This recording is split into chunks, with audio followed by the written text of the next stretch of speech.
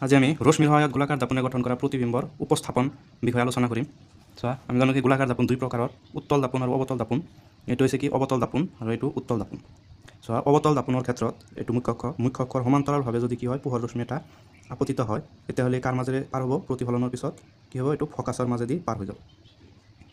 একেদৰে উত্তল দাপোনৰ ক্ষেত্ৰতো যদি কি হয় পোহৰ ৰশ্মি মুখ্য অক্ষৰ সমান্তৰালভাৱে আহে, তেনেহ'লে কি হ'ব, ফকাছৰ মাজেদি পাৰ হৈ যাব এনেকৈ। তাৰপিছত চোৱা, অৱতল দাপোনৰ ক্ষেত্ৰত যদি ৰশ্মি এটা ফকাছৰ মাজেদি আপতিত হয়, তেনেহ'লে কি হ'ব, মুখ্য অক্ষৰ সমান্তৰালভাৱে পাৰ হৈ যাব।